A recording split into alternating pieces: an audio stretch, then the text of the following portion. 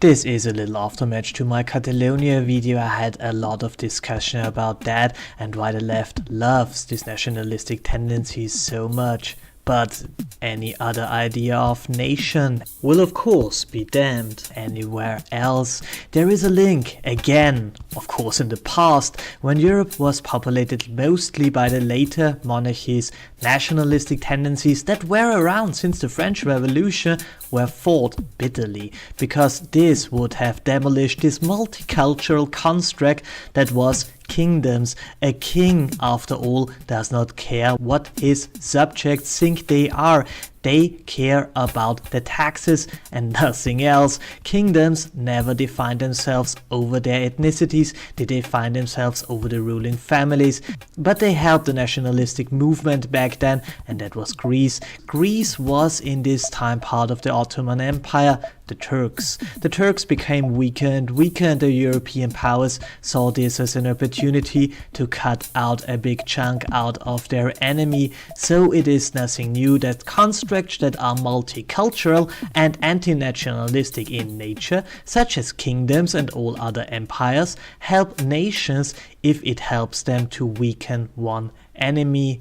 But who is the enemy here? Well, to a degree it's Spain. You see, it's a border state to the Islamic world, it is conservative, and Catalonia is not. It is left-leaning and it is pretty much the hub for Muslim groups in Spain. Islam has a duty to reconquer areas that was once ruled by them. That makes Spain a primary goal.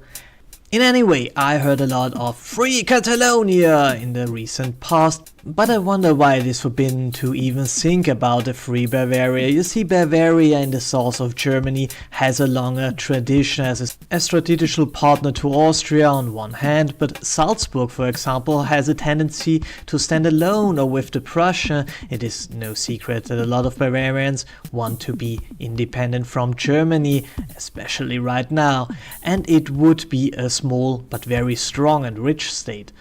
And it would be a quite diverse but very conservative state, and I thought I give some lines to all of the smaller and bigger places who would like to be apart from the structures they are in now, but this would end up in hours and hours and hours, because there are even more. There is no Liberland on this list, for example, or Kugelmugel for the more obscure things. It is a nation of about 1 square meter in the middle of Vienna.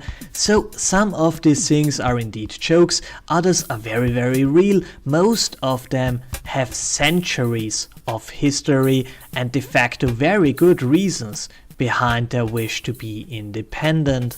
So what can we take from that? Well, in essence, that the political left argues, as our kings did 200 years ago, being multicultural rocks. We don't have to have walls between cultures because we are all united in the same goal, and that is make the rich elite richer. There is no other reason to exist. Let's celebrate that for 5 minutes and then go back to work. Multiculturalism is nothing new. Anti-nationalism is absolutely nothing new.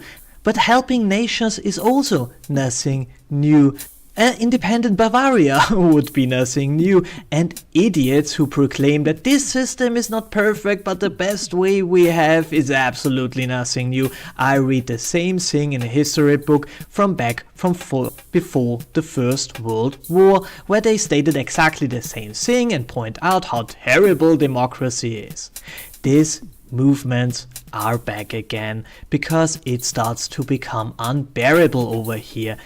It would not be if cultures would have mixed into something new, something the ruling class always wanted, always expected, and always forced.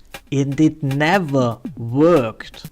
And well, it ends the same way it always ended. We will cluster into tiny entities and then grow voluntarily, more or less, or out of need, back together until we burst again into pieces. This is how we do it in Europe. Sadly, it's a never-ending cycle, and it looks like we reached the extreme of a monolithic Europe. Next stop, crash.